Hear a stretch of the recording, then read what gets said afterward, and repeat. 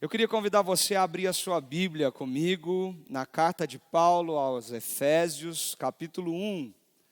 E nós estaremos lendo os 2 primeiros versículos desse primeiro capítulo. Se você desligou o seu celular, eu acho que a Bíblia de papel vai fazer uma diferença agora. Por isso que eu insisto tanto que a gente traga a nossa Bíblia para a igreja. Mas para você que não trouxe e também não quer mexer no seu celular, a gente vai ler juntos aqui projetado. Agora não é telão, né, gente? Agora é parede, na nossa parede.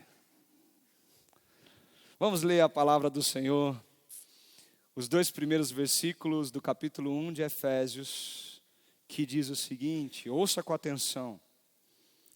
Paulo, apóstolo de Cristo Jesus, pela vontade de Deus, aos santos e fiéis em Cristo Jesus que estão em Éfeso.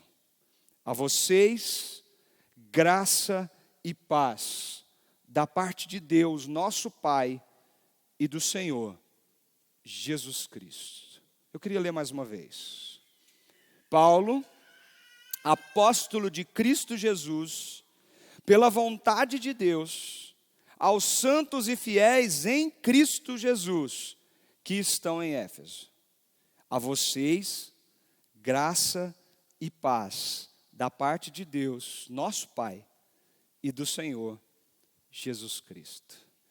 Senhor, essa é a Tua palavra, Pai. A palavra que o Senhor trouxe até nós. E de uma forma toda especial, nós cremos que essa noite, esta é a palavra que o Senhor deseja trazer e falar ao nosso coração. Muito mais que falar, esse é o texto das Sagradas Escrituras que o Senhor quer usar para transformar a nossa vida. Nós nos colocamos totalmente suscetíveis à Tua vontade, para ouvir o que o Senhor tem para nos dizer e sermos transformados pela Tua presença. Nós oramos em Cristo Jesus. Amém. Nós estamos hoje começando uma nova jornada, numa série nova de mensagens chamada Estamos em Obras.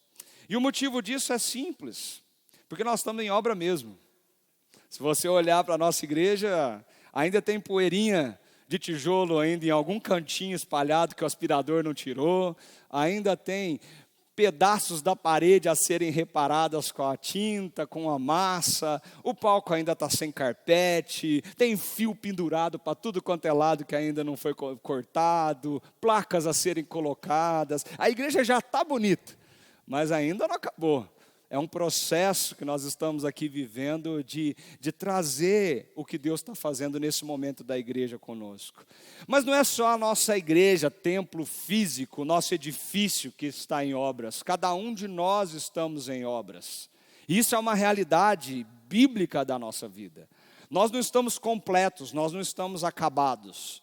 Nós não somos perfeitos, nós ainda erramos muito. E quantas vezes, como pastor dessa igreja, eu sento com os irmãos e a gente conversa um pouco sobre o quanto errar diante de Deus dói na alma, dói no peito, quanto nós queremos acertar, mas infelizmente erramos, porque nós ainda estamos em construção. Nós estamos em obras porque Deus está trabalhando no nosso coração, na nossa personalidade, no nosso caráter, naquilo que nós somos. É por isso que nós estamos em obra. Mas isso de uma forma individual. Mas quando nós pensamos no todo, e sempre que a Bíblia trabalha esses conceitos tão densos e importantes, ela quase nunca trabalha isso no individual, mas sim no coletivo, no abrangente. E quando nós olhamos para o todo, nós podemos dizer com certeza que nós, grupo do povo de Deus que está aqui na cidade de Itatiba, nesta igreja, aqui nessa rua, nesse bairro, nesse lugar, há mais de 140 anos, nós também estamos em obras. Porque nós estamos participando de um processo lindo que Deus está construindo em nós, através de nós. E por que, pastor? Por que começar a pensar um pouquinho disso? Nós acabamos de celebrar a Páscoa, não foi, gente? Nós estivemos juntos aqui num culto do dia 29, da cruz, das 7 palavras de Jesus, culto lindo, essa igreja estava lotada, dava para ver a voz do povo cantando com vigor, com força. Foi muito lindo, foi emocionante viver o dia 29 aqui, a Sexta-feira da Paixão. E não foi diferente no dia 31, quando de manhã a gente estava aqui, as crianças apresentaram, a gente pôde viver essa essência tão linda do que a ressurreição é, né? A proclamação da ressurreição de Jesus. E quando a gente vê aquelas crianças dizendo isso, as lágrimas não se contêm, porque a gente está vendo dos lábios dos pequeninos dizer uma das maiores verdades do mundo, se não a maior verdade do mundo. Nós celebramos muito, nós festejamos, mas quando acaba toda a Páscoa, dá uma sensação de, e agora? Eu acho que foi um pouquinho dessa sensação que os apóstolos ficaram, que os discípulos ficaram, que aquelas mulheres ficaram, e agora? Ele já foi, ele foi embora, e agora? O que vamos fazer da nossa vida? Como que vai ser essa história daqui para frente? E a gente fala assim, gente, que nós acreditamos na cruz. Se nós conversarmos entre um e outro aqui, nós sempre vamos falar, você acredita em Jesus? Sim. Você acredita que Ele morreu na cruz? Sim. A grande maioria das pessoas que estão aqui agora, com certeza daria uma afirmativa sobre essa sentença. Ou nós falamos também, Ele não morreu e ficou morto, Ele ressuscitou no terceiro dia, Ele levantou daquele sepulcro, Ele venceu a morte, Ele apareceu para muitos naqueles dias. Não foi assim? Não é isso que a gente fala domingo após domingo nessa igreja, porque essa é a verdade da nossa vida? Mas e agora? E agora? E a pergunta que fica é essa: quais são então os benefícios que a morte e a ressurreição de Jesus trouxe para as nossas vidas? O que crer e compreender essa verdade faz com cada um de nós? O que crer e compreender na morte e ressurreição de Jesus faz com esse povo que está aqui agora, hoje? São duas perguntas importantes para a nossa história e para a nossa vida. É por isso que nós estamos em obras, porque nós estamos construindo isso dia após dia. O Espírito Santo está trabalhando esses conceitos na nossa história e nos ensinando passo a passo o que de fato isso significa. Nós estamos em obras porque depois que Jesus morre e ressuscita, entra na história da humanidade uma outra fase do plano de Deus. A fase que nós chamamos de igreja. Jesus sobe aos céus e Ele diz para os discípulos, antes de subir aos céus: vão, preguem o Evangelho, vão, anunciem essa verdade, vão, e enquanto vocês vão, batizem aqueles que creem em mim, tragam para esse povo, para a igreja, insiram eles nessa família, ensinem eles a obedecer o que eu ensinei para vocês. Vão, porque eu estou indo para o Pai preparar lugar para vocês. Vocês não ficarão sozinhos, mas daqui para frente a fase do plano de Deus começa, chamada igreja, e agora é com vocês. Agora é com cada um de vocês. Então, vão. Depois da morte e ressurreição de Jesus, essa fase do plano de Deus chamada igreja, começa a reunir homens, mulheres, crianças, independente da onde nasceu, independente da idade que tem, independente de raça, etnia, de povo, começa a reunir todos aqueles que agora creem em Jesus. Não importa se é judeu, não importa se é gentio, não importa se fazia parte daquele contexto religioso, ou se tudo transformou a partir de Jesus quando nunca creu nele. Jesus está reunindo esse povo, essa família, essa comunidade. Gente, eu não sei você, mas esse negócio me empolga. Me empolga, sabe por quê? Porque eu começo a entender que eu faço parte de tudo isso. Eu começo a entender que Deus está chamando o Leandro para fazer parte do mesmo plano, da mesma fase do plano de Deus que Ele chamou Paulo, Pedro, João, Mateus, com uma ênfase diferente, com funções diferentes, mas nós fazemos parte do mesmo momento histórico que eles, os chamados últimos dias da história, de acordo com a palavra de Deus. E assim, Deus está construindo um grande templo, um grande monumento, o maior já edificado no mundo, algo que não é pedra sobre pedra, algo que o ser humano não pode construir pelas suas próprias mãos, algo que não está limitado ao espaço geográfico, algo que avança no mundo todo e que nada nunca conseguiu impedir o seu avanço na história. Deus está construindo a igreja. Quando nós estamos iniciando o estudo hoje dessa série de mensagens, é um convite para a gente mergulhar nesse projeto. E mergulhar nesse projeto para compreender do que realmente eu faço parte. E uma vez que eu creio no Evangelho de Jesus Cristo, o que muda na minha vida? Agora eu sou o que a partir disso? Nós estamos em obras, queridos, porque Deus está construído em nós e através de nós a sua igreja. Se você crê nisso, você faz parte desse plano. E isso não consegue atingir somente uma parte da sua vida. Isso não consegue atingir somente o domingo. Não é possível atingir somente um pedacinho do seu domingo. Uma pequena porcentagem da sua semana. Quando você entende o que de fato isso significa, isso atinge absolutamente toda a tua vida. Tudo o que você faz, tudo o que você vive. Porque tudo isso está incluso nesse plano maravilhoso que Deus está fazendo em nós e através de nós. Esse monumento invisível, ao mesmo tempo visível, mas que nós sequer conseguimos medir o tamanho e a proporção do que ele significa.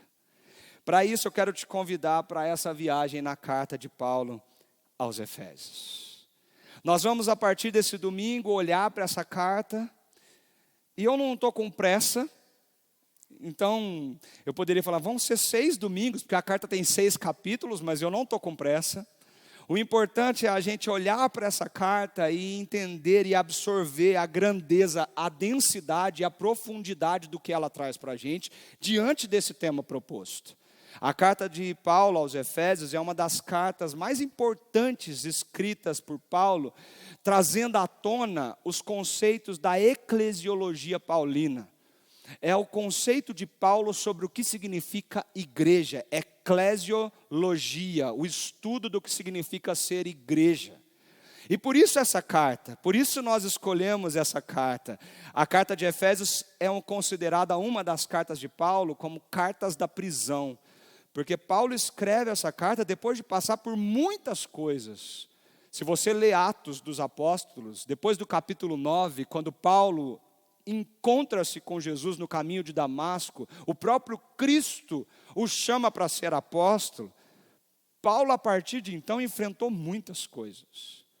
Paulo sofreu perseguição em Damasco, ele foi rejeitado em Jerusalém, ele foi esquecido em Tarso, apedrejado em Listra, açoitado em Filipos, escorraçado de Tessalônica, enxotado de Bereia, ele foi chamado de tagarela em Atenas, ele foi chamado de impostor em Corinto, ele foi preso mais de uma vez, ele foi acusado pelos próprios religiosos da época, ele enfrentou um naufrágio que foi temeroso para todos aqueles que estavam naquele barco, ele foi fustigado várias vezes com vara. Paulo recebeu 195 açoites dos judeus. Paulo sofreu muito por uma razão. Quando ele vê Cristo no caminho de Damasco, ele tem uma convicção profunda do que Deus está fazendo na vida e na história dele. E a partir de então, o velho Paulo começa a pregar o evangelho com toda a convicção da sua vida e sofre as consequências disso. Agora ele chega em Roma, algemado, fica ali durante 2 anos numa cela vigiada 24 horas pelas guardas do imperador. E foi dali, daquele lugar, que ele escreveu as cartas para poder falar com algumas das igrejas mais fortes e influentes da Ásia Menor, das províncias da Macedônia. Ali ele escreve Efésios, ele escreve Colossenses, uma carta irmã de Efésios.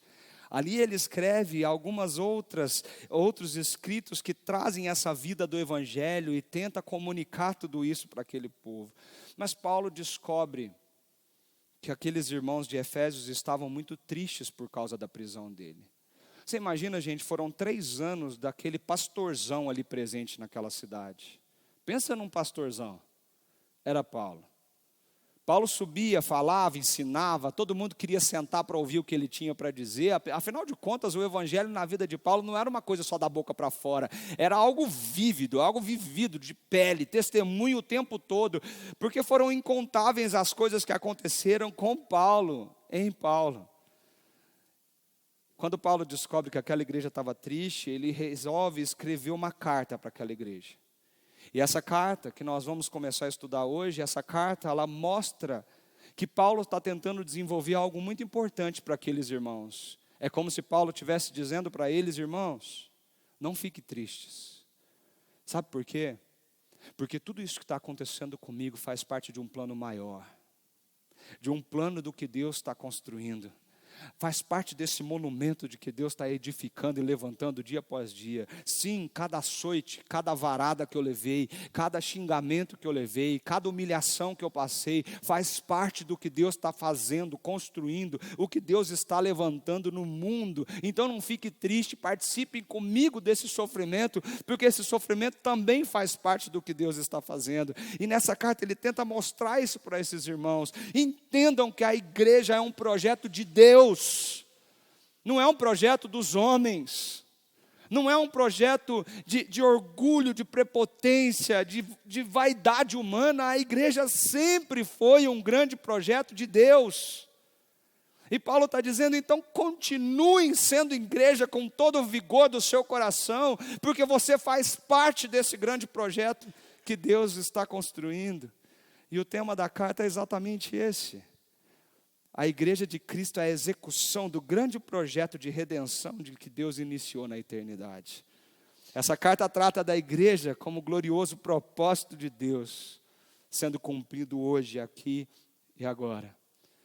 Sabe qual é a melhor notícia de tudo isso? Você faz parte dele. Você faz parte dele. Isso deveria mudar a nossa perspectiva de vida. Isso deveria mudar tudo, gente. Quando a gente consegue, como Paulo, reconhecer de que tudo que nós vivemos faz parte de um plano maior de Deus, nós repensamos, nós começamos a pensar 2 vezes antes de acordar na segunda-feira e reclamar do trabalho que temos. Quando nós entendemos que a nossa vida está diante da soberania de um Deus que nos ama e está cuidando de tudo isso, nós começamos a repensar, antes de levantar as nossas palavras para alguém e ofender um irmão, antes de fazer alguma coisa que ofenda o nome de Cristo na nossa vida, nós começamos a repensar aquilo que a gente fala, aquilo que a gente faz, aquilo que a gente vive. Nós começamos a olhar para a nossa casa e começamos a olhar para as bênçãos que nós temos recebido, e ao invés de reclamar pelo que nós não temos, nós começamos a entender que tudo o que nós temos é tudo o que nós precisamos diante da grandeza do projeto do que Deus está fazendo na tua história. E não é sobre você, é sobre nós, é sobre a igreja, é sobre esse povo, essa família, essa comunidade maravilhosa que Deus está levantando, sim, em obras, imperfeita, cheia de defeitos, com muitas falhas, porque ela está em processo de construção. A perfeição virá, mas não é agora. Você faz parte disso. E a pergunta que eu tenho para você é: o que saber disso muda na realidade da tua vida? Amanhã é segunda, gente. Amanhã começa tudo de novo. Sabe a síndrome de Fantástico? A síndrome do Fantástico? Assim, é porque geralmente a gente está aqui, né? Glória a Deus por isso. Mas dá tempo de escutar o finalzinho do Fantástico. E eles falam assim que quando toca aquela musiquinha do encerramento do Fantástico, bate uma depressãozinha no coração. É tipo assim, dá aquela sensação assim, ixi, acabou. Amanhã é segunda-feira. Amanhã começa tudo de novo. Amanhã é segunda-feira. Como vai ser essa segunda-feira, uma vez que você foi trazido por Deus para ouvir isso aqui hoje? Deixa eu te mostrar algumas coisas que Paulo trata nessa pequena abertura e que muda algumas perspectivas da nossa vida. Vem comigo nelas. Efésios 1, capítulo 1, logo no comecinho, diz assim: Paulo, apóstolo de Cristo Jesus, pela vontade de Deus. Uma pequena apresentação, mas que já tem muito para nos ensinar. Porque quando Paulo fala isso, ele já começa a trazer grandes lições para a nossa vida. Quando Paulo fala isso, ele se apresenta para aquela igreja, e acreditam alguns teólogos que essa carta não ficou preso na igreja de Éfeso. Ela foi uma carta circular que a partir de Éfeso circulou a Ásia Menor. E todos aqueles que tinham contato com o que foi escrito aqui, a hora que começava a ler esses escritos de uma vez só, às vezes a gente fica com dificuldade de ler um capítulo, mas aquele pessoal sentava e lia os 6 de uma vez só, sem parar. A primeira coisa que eles entendiam era quem escreveu essa carta. Paulo, o apóstolo de Cristo Jesus, pela vontade de Deus. Um nome tão imponente, mas dito por um homem com tamanha humildade e que tem tanto para nos ensinar. Ele diz: eu sou um apóstolo de Cristo Jesus. O que significava isso? Ser apóstolo era alguém que foi diretamente enviado por Cristo para uma missão específica. A palavra apóstolo, naquela época, simbolizava um representante direto, um enviado comissionado direto por quem o comissionou. Então, ele tinha uma procuração de Cristo para fazer o que fazia e falar o que falava. Ele representava Jesus onde os pés dele pisavam. Ele entrava nos ambientes, e não era Paulo que entrava ali. Diante de Deus, a realidade, quem entrava ali era o próprio Cristo através de Paulo. Ser apóstolo e ter a convicção disso mudou radicalmente toda a vida de Paulo. Mudou toda a conduta de Paulo, mudou as palavras de Paulo, mudou o jeito de tratar as pessoas. Paulo era conhecido como um homem ranzinza, bravo. Sabe o velhinho do Up? Sabe aquele velhinho mal-humorado, bravo, que todo mundo tinha medo? Esse era o Paulo. Agora com Jesus, Paulo mudou até a fisionomia, o jeito de falar. Ele não deixou de dizer as verdades, mas a gente vai vendo os escritos de Paulo, nós vamos vendo como que Paulo agora é um cara amoroso, um cara gentil, um cara humilde, um cara que entendeu o seu lugar. E por diversas vezes nessa carta ele diz: eu sou escravo de Cristo Jesus, eu sou servo desse Cristo. Pensa como isso foi uma mudança radical na vida desse homem. Mas Paulo não é o que ele é por mérito dele. Sim, Paulo foi um grande mestre da época dele judaica. Paulo, ele foi ensinado diante de grandes rabinos. Paulo tinha autoridade diante dos fariseus. Paulo não era qualquer judeu daquela época, mas ele não é apóstolo de Jesus pelos méritos do que ele tinha aprendido, nem dos diplomas que ele tinha colecionado na parede. Não era a influência das pessoas que ele conhecia que o fez apóstolo. Não era nem a sua personalidade, nem a sua oratória, nem o jeito que ele era bom em comunicar. Não era nada disso que o fez ser comissionado como apóstolo de Cristo Jesus. Paulo é o que é e faz o que faz somente por uma causa. E essa causa é o chamado de Deus para a vida dele. Somente o chamado de Deus é capaz de transformar a nossa vida e nos impulsionar para entendermos o que de fato nós somos. Paulo, apóstolo de Cristo. Querido, todos nós temos um chamado de Deus. Guarde isso no seu coração essa noite. Todos nós temos um chamado de Deus.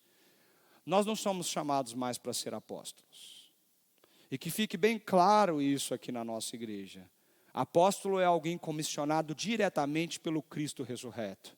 É alguém comissionado pelo próprio Jesus Cristo em pessoa. E comissionado por uma tarefa muito específica. Apóstolos eram aqueles escolhidos por Deus naquela época, que seriam os responsáveis de escrever o Novo Testamento, que seriam responsáveis por receber de Deus a inspiração devida para chegar a essas palavras que nós lemos hoje aqui.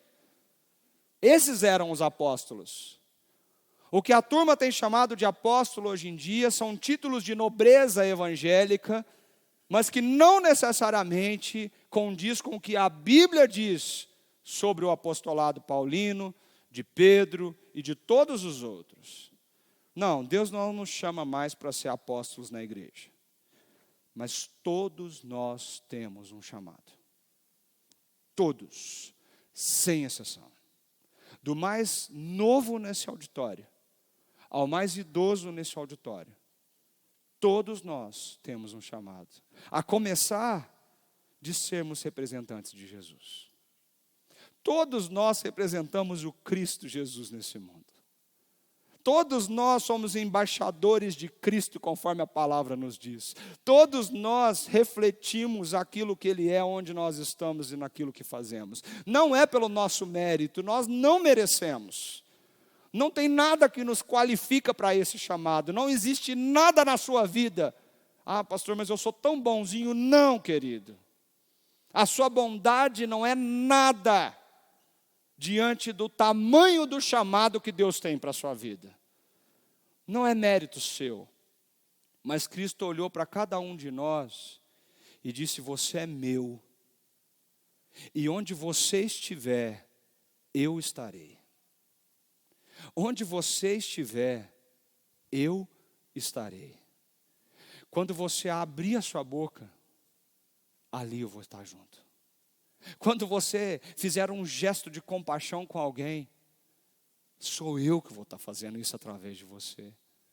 Deus olha as nossas vidas agora e começa a ver cada um de nós nos nossos diversos ambientes representando Jesus na nossa história.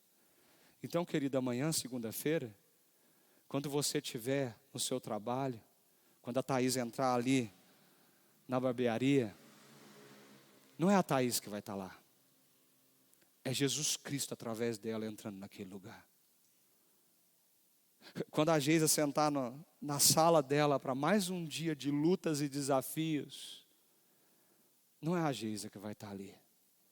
É o próprio Senhor Jesus Cristo através dela, sendo representado, sendo ali a presença dele através da igreja, naqueles lugares onde não todos de nós chegamos, mas Deus espalha a presença dele através de nós.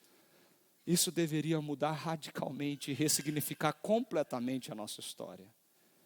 Cada palavra, cada gesto, cada olhar. Não é você, querido, é Jesus em você. Os desafios vêm. Você acha que você não vai ter problema no casamento? Vai. Você acha que não vai ter problema com os filhos? Vai. Você acha que não vai ter vizinho chato morando do teu lado? Vai. Você acha que as pessoas que trabalham com você vão ser todas boazinhas e vai ser tudo um mar de rosas? Não. Mas Jesus te mandou para lá, para representar Ele. Jesus mandou você lá. Para onde você pisar a planta dos pés, seja Jesus Cristo e não você. Então ressignifique a sua semana à luz disso. Quando Paulo diz, eu sou apóstolo de Cristo pela vontade de Deus, não foi Paulo que escolheu ser apóstolo. Foi Jesus que o comissionou como apóstolo. Não foi você que escolheu estar onde você está. Jesus te enviou para onde você está, para representar o nome dele como igreja. Como igreja. Isso me coloca numa seriedade tão grande, porque eu fico pensando dia após dia, não porque eu sou pastor, não. Eu pensava nisso na minha vida como enfermeiro também. E eu pensava, uma vez eu comecei a cuidar de uma senhora acamada, e eu me lembro desse dia como se fosse hoje. Ela pegou na minha mão e segurou a minha mão com tanta força, ela não tinha nenhuma condição de levantar da cama. Eu coloquei ela na cadeira de roda, dei o banho nela, voltei para a cama, troquei toda ela, a cama dela. Eu fiz o melhor que eu podia para aquela paciente aquele dia. Eu gastei horas ali naquele quarto, do tamanho era a condição que ela precisava, da necessidade dela.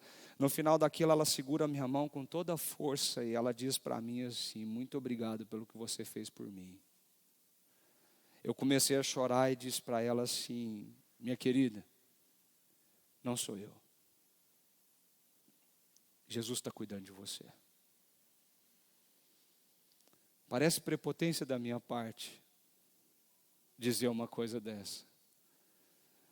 Mas eu chamo isso de consciência de quem nós somos.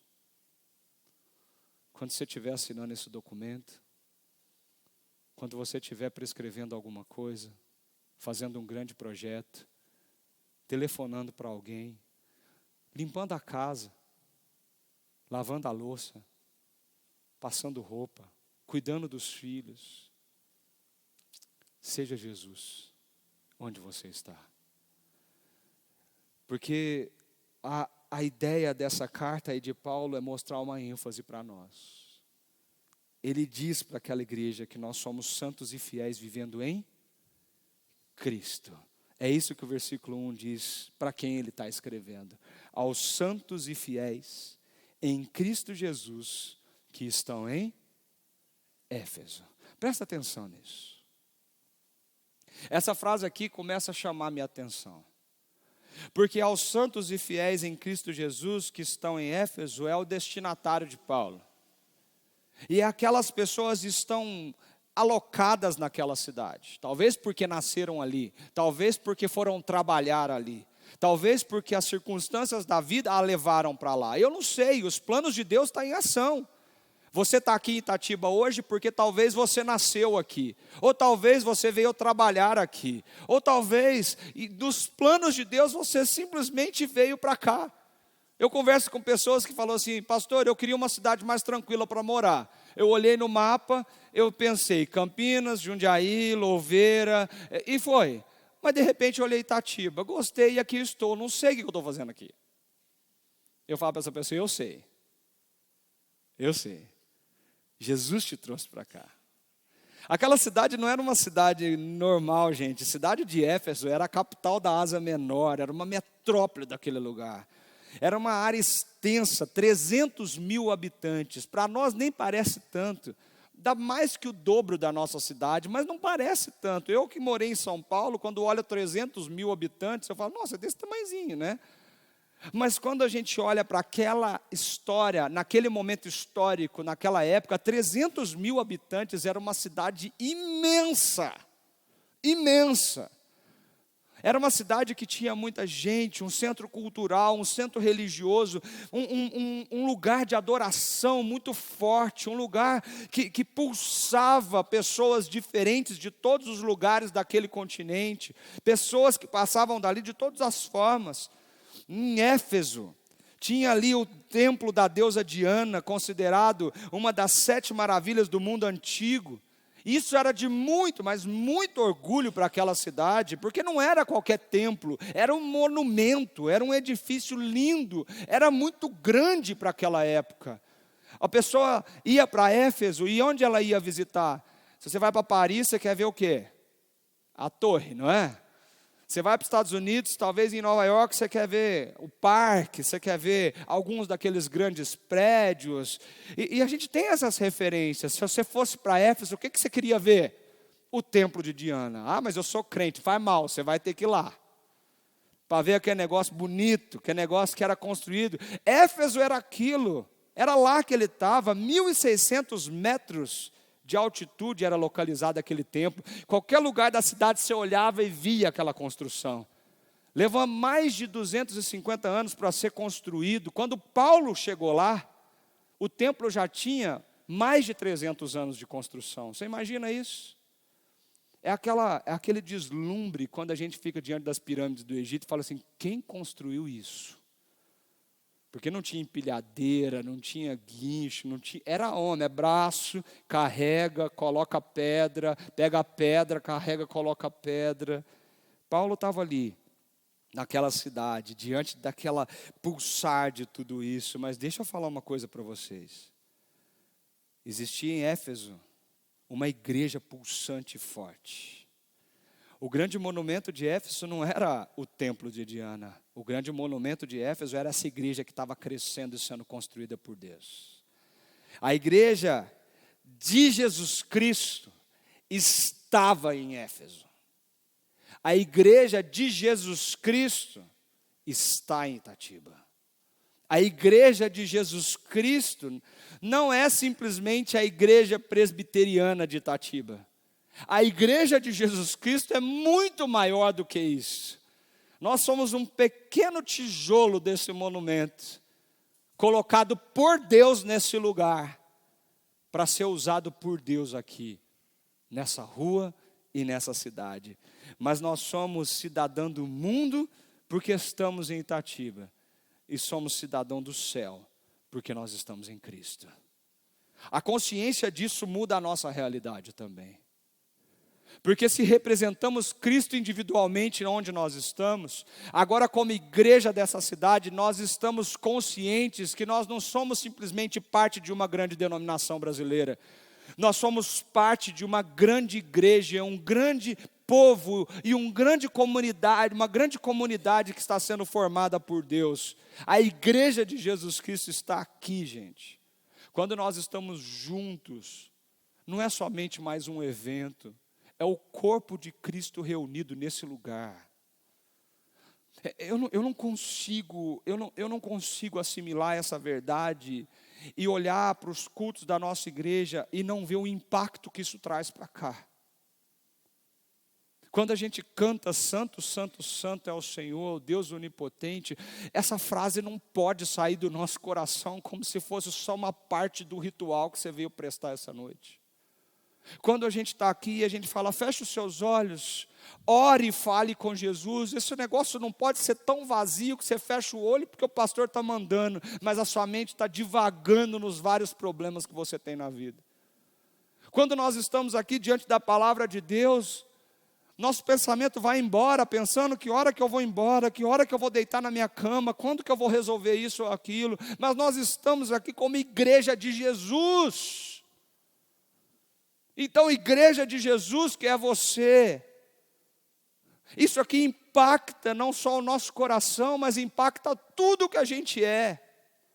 Para mim foi emocionante viver essa semana dessa reforma, porque eu vi a igreja de Jesus reunida aqui, limpando o chão, puxando água de barro, levantando cadeira, pondo cadeira para fora, subindo em escada, tirando coisa do teto, destruindo parede que tinha que ser arrancada daqui. Era a igreja de Jesus. Quando nós fazemos essas coisas, nós não fazemos para nós mesmos, nós fazemos para aquele que é o dono da igreja, gente. Quando a gente está aqui e fala assim, nós precisamos de ajuda com as crianças na sala, nós precisamos de ajuda com a projeção e a mídia da igreja, nós precisamos de ajuda para fazer isso e aquilo na igreja. Gente, a igreja não é prédio, a igreja é você.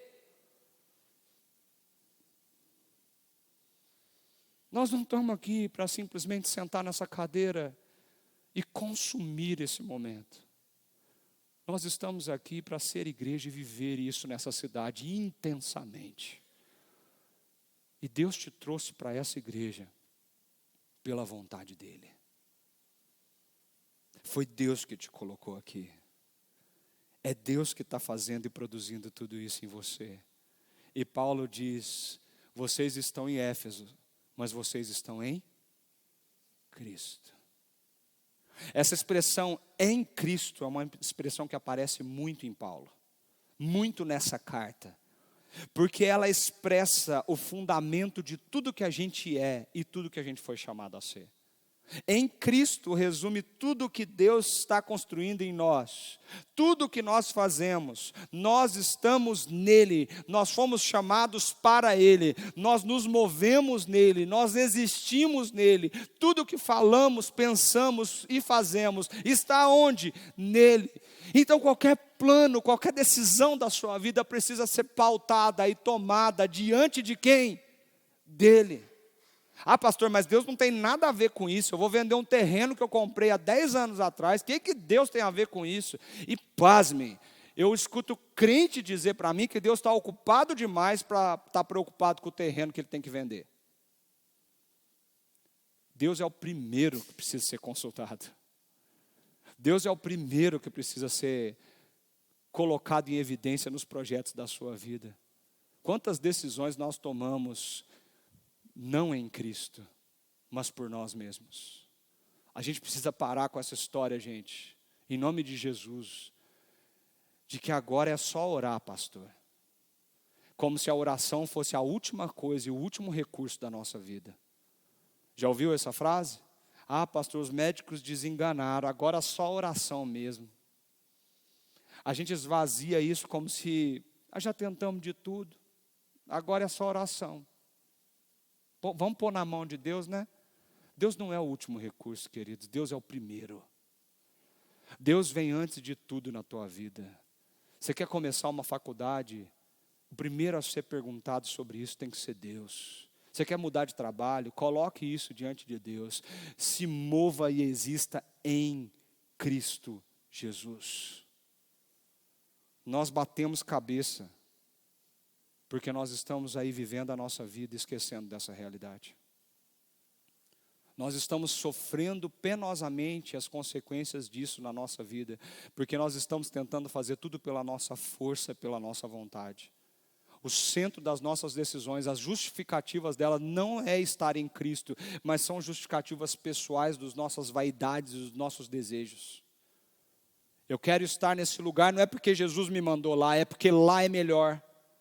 Eu quero estar aqui ou fazer isso porque eu acho que o meu coração é mais inclinado para isso. Não é porque Jesus te mandou para lá. E a gente se confunde e sofre as consequências disso. Pessoas estão em relacionamentos tóxicos porque olham numa outra pessoa agressiva, violenta e diz: ai, mas ele é tão bonitinho, eu não consigo largar dele. E aquilo é um relacionamento completamente contrário à palavra de Deus, e a pessoa fala: vamos nos casar, e ela já sabe que vai dar errado, mas ela continua naquela empreitada, mesmo sabendo que não é da vontade de Deus aquilo. Você quer decidir pelo teu coração, e não porque Cristo é o Senhor da sua vida. Você quer decidir pelos teus desejos. A nossa adolescência está fazendo isso, a nossa juventude está fazendo isso. Quantos casais hoje não querem mais se casar? Vamos juntar, vamos morar junto. Vamos manter relações sexuais como se fôssemos casados. Deus aprova isso, queridos. Mas sabe por que isso acontece? Porque nós esquecemos disso aqui. Nós esquecemos dessa realidade da nossa vida e nós só pensamos em nós mesmos. Por isso que Paulo, no comecinho dessa carta, começa a desenhar essa igreja dizendo: sabe onde vocês vivem e sobrevivem? Em Cristo Jesus. Esse é o chamado de Deus para vocês, porque vocês são santos e fiéis. Não é as suas habilidades e qualidades que te faz santo e fiel. Santo não é aquele que não peca, nem aquele que morreu e foi canonizado. Não, sabe o que é ser santo? Santo é aquele que foi separado por Deus para uma vida completamente diferente para representar Jesus Cristo. Se você crê em Jesus como Senhor e Salvador da tua vida, você faz parte dessa igreja. A igreja que Jesus está levantando. E a igreja dos santos e fiéis que confiam plenamente, totalmente em Jesus Cristo, para que sejam representantes dele, onde os seus pés pisarem. Onde os seus pés pisarem. Ser santo não faz de nós perfeitos. Ser santo não faz de você alguém que não peca.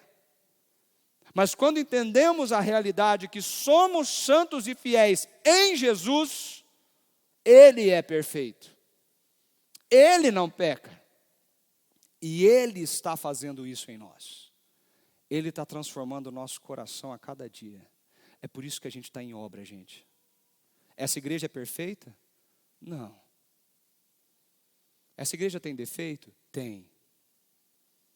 Essa igreja tem falhas que precisam ser consertadas? Claro que tem.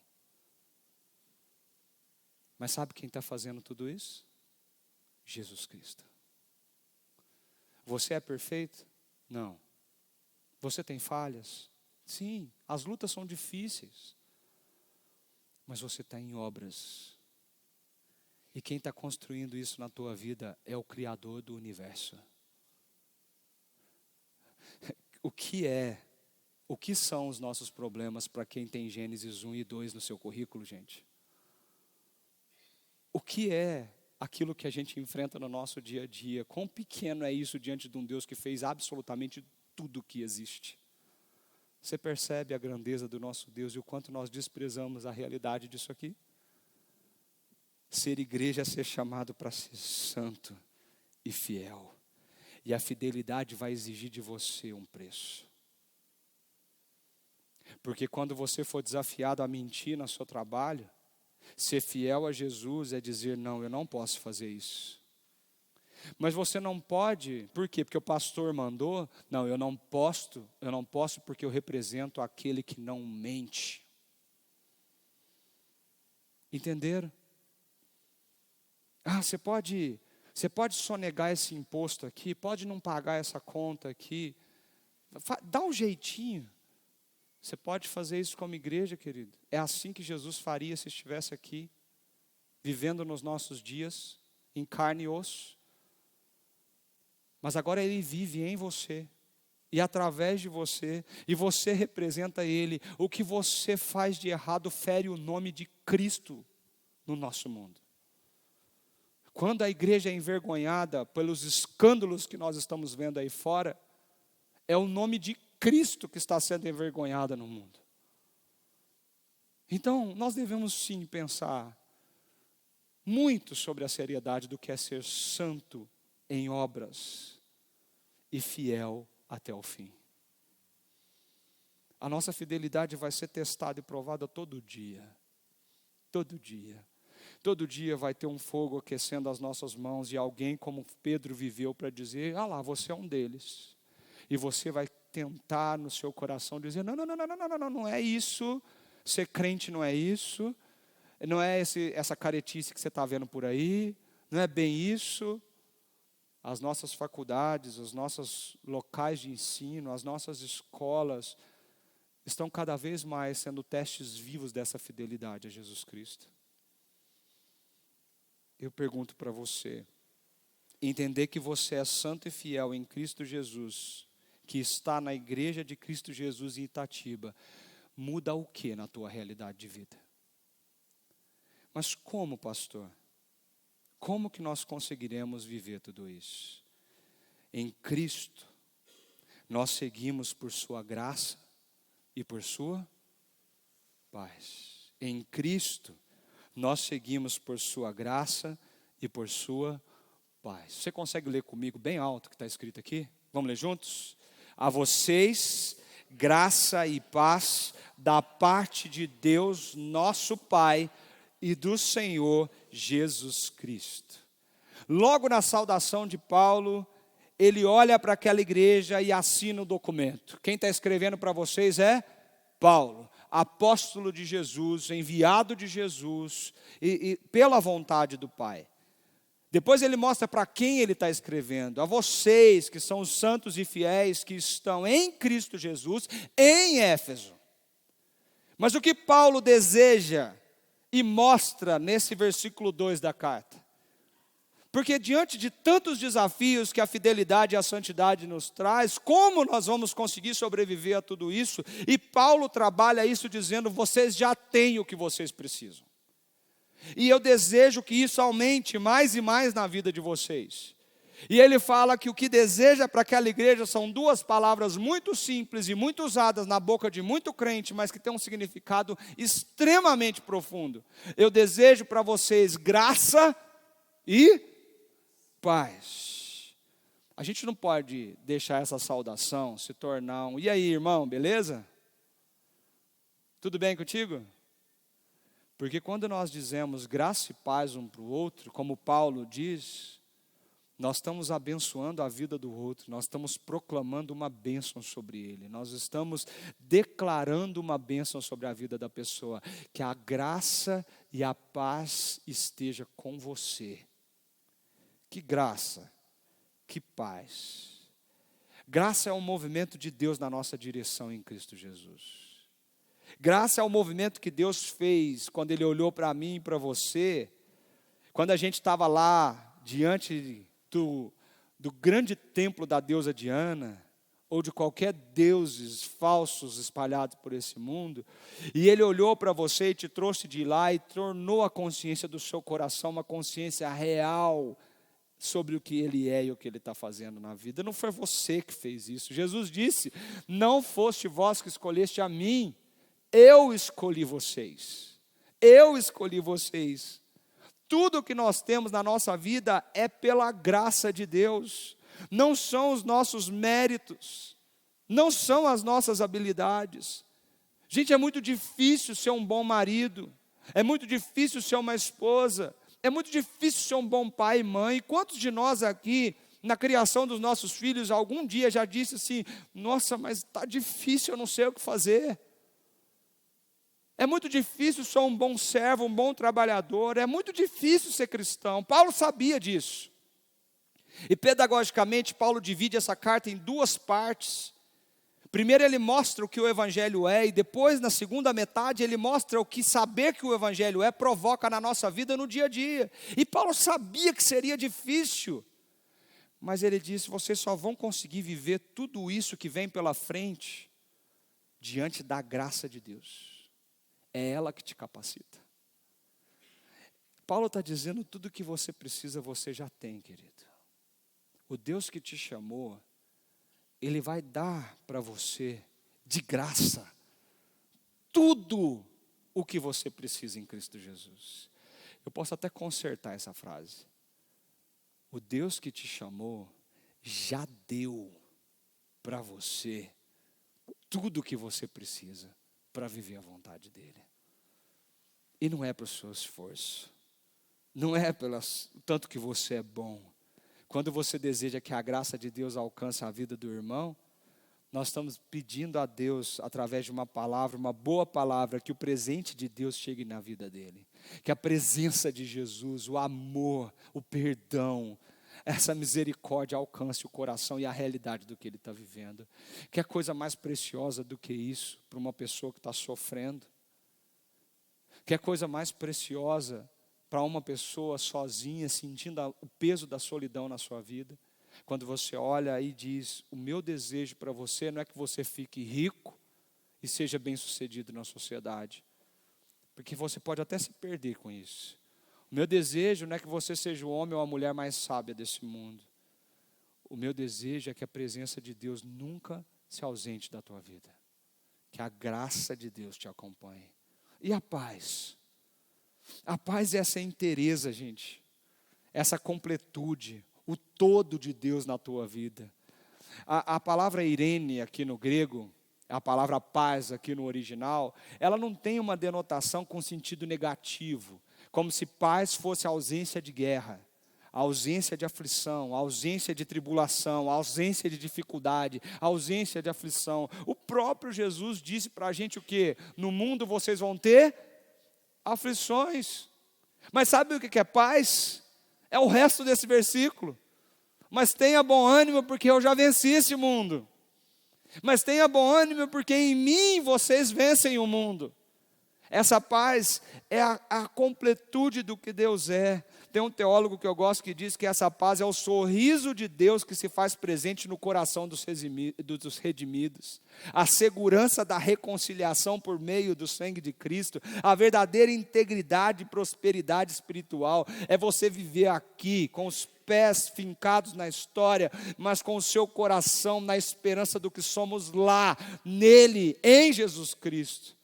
Você pode enfrentar qualquer coisa diante dessa realidade quando o seu coração entendeu a profundidade do que é ser completo e pleno em Deus.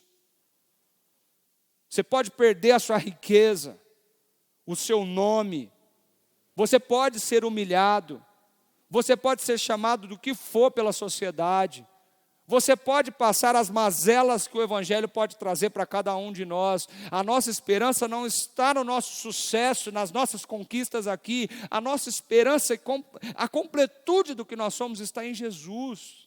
É muito maior do que isso.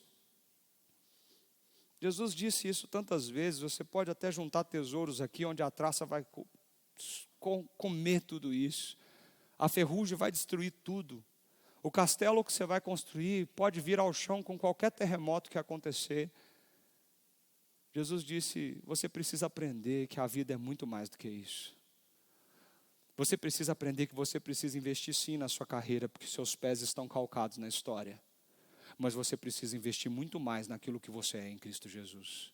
Porque você foi chamado para ser representante dele na terra.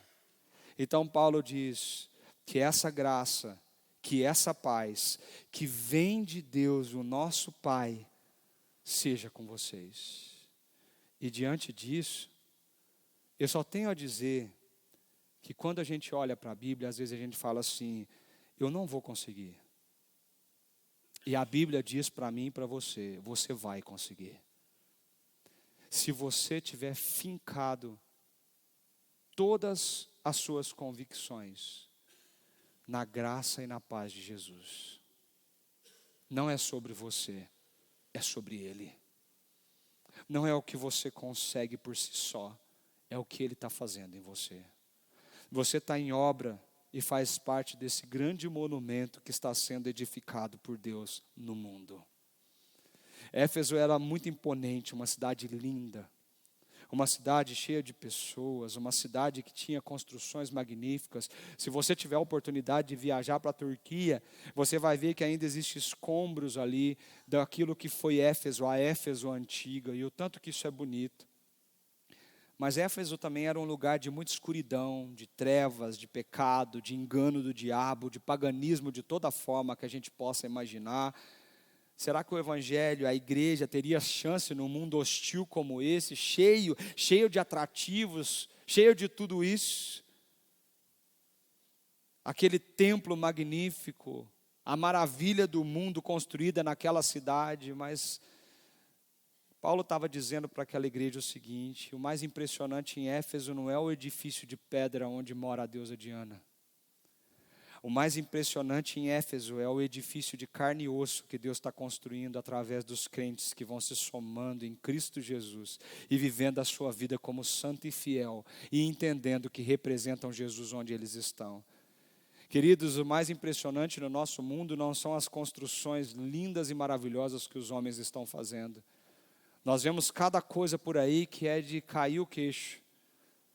Edifícios gigantescos, construções magníficas, mas o mais importante e impressionante é que em cada lugar onde essa mensagem de salvação, da graça e da paz chega, ela começa a construir esse edifício de gente, de carne e osso, dos santos e fiéis em Jesus. E esse sim é um grande monumento que Deus está construindo. E sabe o que é mais impressionante? Eu estou falando de você. Eu estou dizendo sobre você. Nós não precisamos nos orgulhar como se isso fosse obras de homens. Nós precisamos ser humildes o suficientes para entender que fazemos parte de algo que é muito, muito, muito além de tudo que você imagina. E que é capaz de mudar tudo o que você pensa sobre a sua vida. Paulo, quando ele termina essa pequena abertura dessa carta tão linda, ele inicia uma doxologia linda. E eu queria terminar essa mensagem lendo a primeira parte do que nós vamos tratar no domingo que vem. O versículo 3. Eu queria que você lesse comigo bem alto, que Paulo, depois de falar tudo isso, que para a gente é tão pequenininho, tão pouquinho, mas que é um ensinamento desse tamanho, ele respira e ele começa um hino de louvor a Deus, dizendo assim, vamos ler juntos? Bendito seja o Deus e Pai de nosso Senhor Jesus Cristo, que nos abençoou com todas as bênçãos espirituais nas regiões celestiais em Cristo. Bendito seja Deus. É Ele que é o bendito.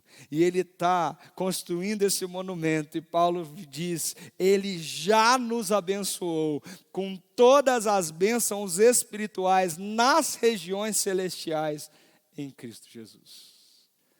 Nós não temos desculpa, querida. O desafio que eu queria deixar para você hoje é que você volte para sua casa com essa convicção no seu coração. Não importa a fase de vida que você está passando.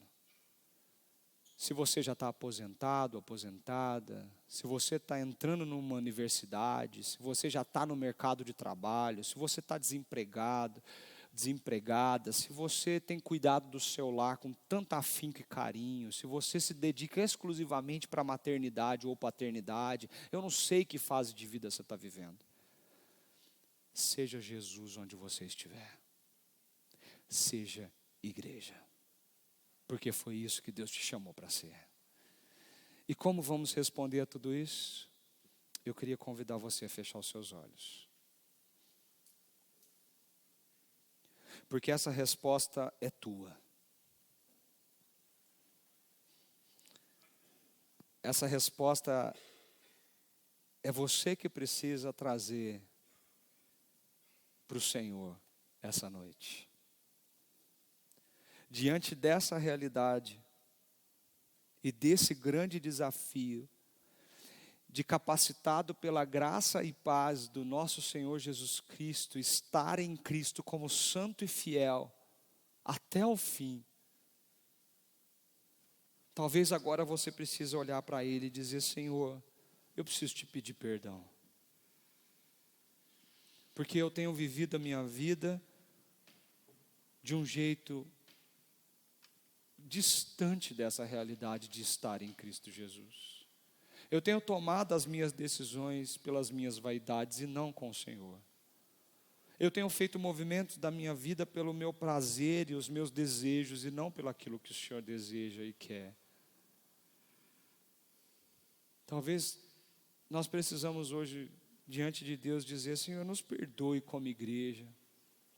Nos perdoe, porque o Senhor nos chamou para ser esse povo forte e impactante, espalhado pelas mais diversas áreas daqui de Itatiba e da região.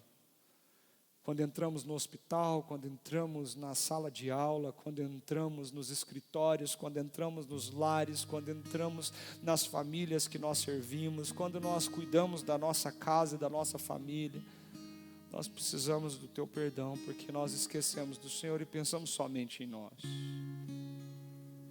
Deus está te chamando para renovar o seu compromisso com Ele, diante dessa verdade que você ouviu hoje. Como? Nós podemos fazer isso com uma oração simples, cantada, dizendo para Ele: Senhor, eu venho minha vida oferecer, mais uma vez, como uma oferta de amor e sacrifício ao Senhor, porque eu tenho a convicção e a certeza que eu nasci para o Teu louvor e para a Tua glória.